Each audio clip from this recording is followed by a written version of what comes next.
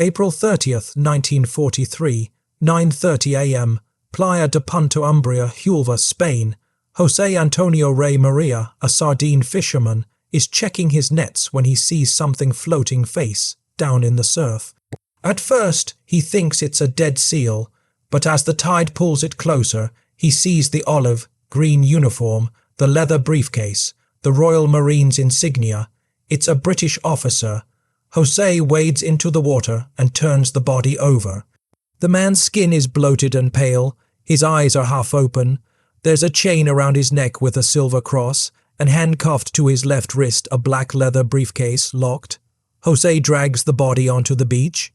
He doesn't open the briefcase, he doesn't search the pockets. He runs to the civil guard post in Punta Umbria and reports what he's found. Within 48 hours, the documents inside that briefcase will be photographed by Spanish intelligence and delivered to the Nazi Abwehr in Berlin. Within 2 weeks, Adolf Hitler will personally order 90,000 German troops to move away from Sicily, the real Allied invasion target, and reinforce Greece and Sardinia instead. And within 2 months, 30,000 Allied soldiers will land on the beaches of Sicily alive because of a dead man who never existed. This is the story of Operation Mincemeat, the most successful corps in the history of warfare. London, January 1943, British Naval Intelligence Headquarters. The Allies have just won North Africa. Rommel's Africa Corps is defeated. The Mediterranean is open. Churchill, Roosevelt, and their generals meet at the Casablanca Conference and agree on the next target, Sicily. It's the obvious choice. Sicily is the stepping stone to mainland Italy. It's 90 miles from Tunisia. The island has airfields, ports, and strategic value. If the Allies take Sicily, they can knock Italy out of the war and threaten Hitler's southern flank. But there's a massive problem. Sicily is too obvious. German intelligence, the Abwehr, knows the Allies will invade somewhere in the Mediterranean, and Sicily is at the top of their list. Hitler has already reinforced the island with 2 panzer divisions, coastal artillery, and Luftwaffe squadrons. If the Allies land on Sicily without deception, the invasion will be a bloodbath. Intelligence estimates predict 30,000 to 50,000 Allied casualties in the first 48 hours. So British intelligence is given a mission: make Hitler believe the invasion will happen anywhere but Sicily. The man assigned to solve this problem is Lieutenant Commander Ewen Montagu, a 42-year-old Jewish lawyer turned naval intelligence officer. He's part of a secret committee called the 20 Committee, written as XX, for Double Cross, the group responsible for all British deception operations. Montagu is brilliant, meticulous, and obsessed with detail. He's already helped run double agents, plant false information, and deceive the Germans in North Africa.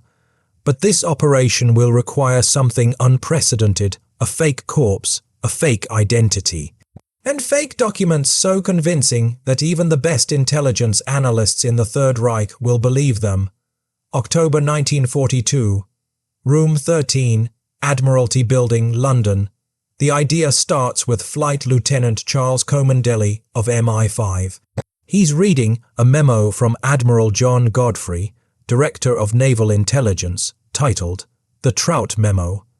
The memo is a list of wild ideas for deceiving the enemy, written in the style of fly fishing techniques, hence trout. One idea, submitted anonymously by Ian Fleming Yes, the future author of James Bond, reads: a corpse could be dropped with false papers, giving the enemy misleading information about Allied intentions. Comendelli is intrigued. He pitches the idea to Ewen Montagu. The 2 men refine it. What if they dressed a corpse as a British officer, gave him fake invasion plans, and let him wash ashore? In Spain, a neutral country crawling with German spies. Spain is the perfect location, officially neutral, but the Spanish government under Francisco Franco is sympathetic to Hitler. Spanish intelligence routinely shares information with the Abwehr. If the British make it look like the corpse drifted ashore by accident, the Germans will believe the documents are real. But the plan has massive challenges. They need a corpse, not just any corpse, one that looks like it drowned at sea. They need a believable identity, The Germans will investigate. The officer must have a name, a life, a family, a fiancé. They need perfect documents. The invasion plans must be detailed enough to fool trained analysts, but false enough to mislead. They need forensic accuracy. The body must show signs of drowning. The timeline must make sense. The uniform must be correct. If they get even one detail wrong, the Germans will know it's a plant, and the entire Sicily invasion will fail. Montagu and Comendelli take the plan to their superiors. They call it Operation Mincemeat. The name comes from the idea that the corpse is bait, mincemeat for the Germans to swallow. January 1943. St. Pancras Coroner's Court, London. Finding the right corpse is harder than expected. Montagu and Comendelli need a male, aged 30 to 40, cause of death. Pneumonia or drowning, similar symptoms, no family who will ask questions fresh enough to pass as recently drowned. They contact Sir Bernard Spilsbury, Britain's most famous forensic pathologist. Spilsbury consults with Bentley Purchase, the coroner for North London. Purchase finds a candidate, Glyndwr Michael. Glyndwr Michael is a 34-year-old homeless man from Aberbargod, Wales. He has no family, no job, no permanent address. On January 28, 1943, he's found unconscious in an abandoned warehouse near King's Cross. He's eaten rat poison, likely suicide. He dies in St. Pancras Hospital the same day. Pneumonia from rat poison ingestion mimics drowning symptoms. Fluid in the lungs, lack of oxygen. Purchase tells Montagu, "This body will work, but you must never reveal his identity. His family, if they exist, didn't consent." Montagu agrees. For the next 53 years, Glyndwr Michael will be known only as the man who never was. The body is embalmed lightly to slow decomposition, then stored in a secret morgue at Guy's Hospital. The team has 6 weeks to create Major William Martin. March 1943, Room 13, Naval Intelligence. Ewen Montagu is obsessed with authenticity. He knows German intelligence will investigate every detail, so he doesn't just create a fake officer, he creates a real human being. The identity, name, Major William Martin, Royal Marines serial number, 148228, age, 36 rank. Acting Major, Combined Operations Headquarters. Montagu chooses the name William Martin. Because it's common, there are dozens of William Martins in the military, making verification difficult. The backstory: Montagu invents a life. Martin is a staff officer at Combined Operations HQ. He's carrying secret documents from London to Allied HQ in North Africa. His plane crashed into the sea off the Spanish coast. His body drifted ashore at Hulver. The personal effects. This is where Montagu genius shows. He fills Martin's pockets with personal items. Love letters from Pam, a Montagu secretary, Jean Leslie, writes passionate letters to Bill William Martin. The letters mention wedding plans, a silver cross necklace which they place on the corpse, and arguments over money. Theatre ticket stubs: 2 tickets to a London show, dated April 22, 1943, 8 days before the body is found. A photo of Pam, Jean Leslie's photo, with a handwritten note on the back, "To Bill, all my love, Pam." An overdraft notice from Lloyd's Bank. Martin owes £79. This makes him human, even officers have money problems. A receipt from a jeweller for an engagement ring, £53. A letter from Martin's father typed on fake letterhead, complaining about his son's finances. Keys, cigarettes, matches, a pencil stub, everyday items, slightly worn. The uniform: the corpse is dressed in Royal Marines battle dress, trench coat, standard military boots, slightly scuffed, a Me West life jacket, inflatable, to explain how the body floated the briefcase. A black leather briefcase is handcuffed to the corpse's left wrist. Inside, a personal letter from Lieutenant General Archibald Nye, Vice Chief of the Imperial General Staff, to General Harold Alexander, Commander in North Africa. The letter is chatty, informal, mentioning promotions, medals, and then casually drops. "We have decided to launch Operation Husky in 2 locations, Greece with British forces and Sardinia with American forces. Sicily is merely a feint to draw German attention. A letter from Admiral Lord Louis Mountbatten to Admiral Andrew Cunningham mentioning the same plan. Both letters are perfectly forged on official letterhead, with real signatures obtained through tracings and careful forgery. The final touch, Montagu and Comendelli age everything. The letters are folded and unfolded dozens of times. The briefcase is scuffed. The uniform is worn. The body is placed in ice to slow decomposition. Major William Martin is ready. April 19, 1943. Holy Loch, Scotland. The corpse is packed in a steel canister filled with dry ice and loaded onto HMS Seraph, a British submarine. The canister is labelled Optical Instruments. The submarine is commanded by Lieutenant Norman Bill Jewell, one of only 3 men on board who knows the mission. Jewell is told, "Navigate to the coast of Hulva, Spain's surface at night. 1 mile offshore, release the body into the current. The tide will carry it to the beach by morning, April 30th, 1943. 4:30 a.m. off the coast of Hulva. HMS Seraph surfaces. The crew opens the canister. Montagu has written a final note placed in the corpse's pocket. Bill, I'm sorry this had to happen to you, but you're about to do something that will save thousands of lives." The body is placed in the water, face down, arms spread. The briefcase is handcuffed to the left wrist. The Me West life jacket keeps it floating. Jewell recites Psalm 39, "For I am a stranger with thee, and a sojourner, as all my fathers were." The body drifts into the current. HMS Seraph submerges and disappears. 5 hours later, Jose Antonio Rey Maria finds the corpse on Playa de Ponta Umbria. April 30th, 1943, at 11 a.m., Civil Guard Post, Hulva. Jose reports the body. The local Civil Guard contacts the Spanish Navy. The Spanish Navy contacts British Vice Consul Francis Haselden in Hulva. Haselden, who is not in on the plan, examines the body and reports to London. British officer, Major William Martin, Royal Marines. Briefcase handcuffed to wrist. Documents appear intact. Body shows signs of drowning.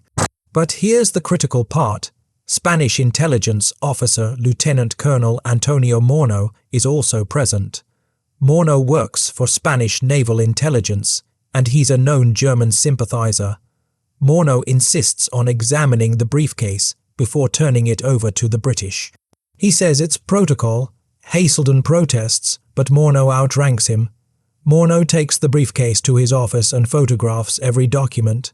He uses a technique called wet photography. He carefully opens the letters without breaking the seals using steam, photographs them, then reseals them with glue. The British will never know. 48 hours later, the photographs are in the hands of the Abuela in Madrid. May 2nd, 1943. Abuela Headquarters, Madrid. The photos arrive at the desk of Admiral Wilhelm Canaris, head of German military intelligence. Canaris is one of the most experienced spies in Europe. He's paranoid, cautious, and brilliant. He examines the documents for 48 hours. His analysis, authentic indicators. The letters are written on official letterhead watermarks, match the signatures are genuine, verified by handwriting experts. The personal effects are too detailed to be fake. Who would invent an overdraft notice? The briefcase was handcuffed, standard procedure for classified documents. The body shows genuine drowning symptoms according to Spanish coroner. The timeline makes sense. A plane could have crashed en route to North Africa. Suspicious indicators. Why would a courier carry such sensitive documents on a plane? Why was the body found so close to shore? Currents should have carried it further. The letters mention Greece and Sardinia. Could this be a double bluff? Canaris debates for days. He sends the documents to Berlin for forensic analysis.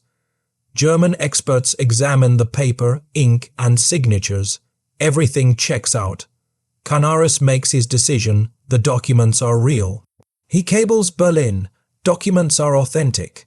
Allied invasion will target Greece and Sardinia. Sicily is a diversion. Adolf Hitler receives the report on May 9, 1943. May 12, 1943. Führer Headquarters, Rastenburg, East Prussia. Hitler reads Canaris's report. He's already suspicious of Allied intentions in the Mediterranean, but this confirms his instincts. He issues Directive 47. It is now clear that the planned Allied invasion will focus on Sardinia and the Peloponnese Greece. Measures for the defense of Sardinia and Greece will take precedence over everything else. Immediate consequences. 90,000 German troops are moved from Sicily to Greece and Sardinia. The 1st Panzer Division is pulled from France and sent to Greece. Naval forces are redeployed to the Aegean Sea. Luftwaffe squadrons are transferred to Sardinian airfields. Coastal defenses in Sicily are left undermanned. Hitler is so convinced that he personally orders Field Marshal Albert Kesselring, commander in Italy, to prioritize Greece and Sardinia over Sicily. Back in London, British intelligence confirms the deception worked. They intercept German communications via Ultra, the Enigma code-breaking program. They see troop movements away from Sicily. They know Hitler took the bait. Montagu cables Churchill. Mincemeat swallowed whole. July 9-10, 1943. Beaches of Sicily. Operation Husky, the Allied invasion of Sicily, begins. 160,000 Allied troops land on the southern and eastern coasts of Sicily. American forces under General George Patton land at Gela. British forces under General Bernard Montgomery land near Syracuse. German resistance is weak. Because Hitler moved the panzer divisions to Greece, the defending forces are mostly Italian, poorly equipped, poorly motivated, and outnumbered. The few German units present are under strength. Casualties, British and American forces, 2,237 killed, 6,000 wounded first 48 hours, projected casualties without Operation Mincemeat, 30,000 to 50,000 killed or wounded. The invasion is a success. Sicily falls in 38 days. Italy surrenders on September 8, 1943. Mussolini is deposed. Hitler is forced to divert troops from the Eastern Front to defend Italy, weakening his position against the Soviets. Ewen Montagu later writes, Operation Mincemeat saved at least 30,000 lives, and it only cost us 1 corpse. After the war, Ewen Montagu publishes a book in 1953 called The Man Who Never Was. It becomes a bestseller. In 1956, it's adapted into a film starring Clifton Webb. But Montagu never reveals the corpse's true identity. He calls him only the man who never was. Journalists, historians, and researchers spend decades trying to identify him. Theories range from a Welsh miner to a London vagrant to a sailor. 1996. The British National Archives declassify Operation Mincemeat files. Researchers Roger Morgan and John Melville find the coroner's report. The identity is revealed. Glyndwr Michael, homeless, Welsh, dead from rat poison. January 28, 1943. The revelation sparks controversy. Did Glyndwr Michael consent to this? The answer is no. He was dead. His body was used without family permission. He had no traceable family. Some historians argue this was unethical. Others argue that war demands difficult moral choices, and Michael's sacrifice saved 30,000 lives. In 2003, a memorial plaque is placed on Glyndwr Michael's grave in Huelva, Spain. It reads, Glyndwr Michael, served as Major William Martin, R.M., the man who never was, 1943. What did Operation Mincemeat teach the world? 1. Deception is as powerful as weapons. Operation Mincemeat proved that strategic deception can change the course of a war. The Allies used this lesson for D-Day. Operation Bodyguard employed fake armies, double agents, and false radio traffic to convince Hitler the invasion would land at Calais, not Normandy. 2. Details matter.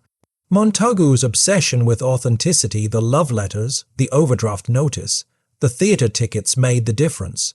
German intelligence was convinced because the human details were perfect. 3. Psychological warfare exploits cognitive biases. Hitler wanted to believe the documents were real because they confirmed his suspicions. This is called confirmation bias. People accept evidence that supports their existing beliefs. 4. Ethical dilemmas in war. Using Glyndwr Michael's body without consent raises questions that persist today. Was it justified? Would he have agreed if he'd known? Does the outcome 30,000 lives saved justify the means?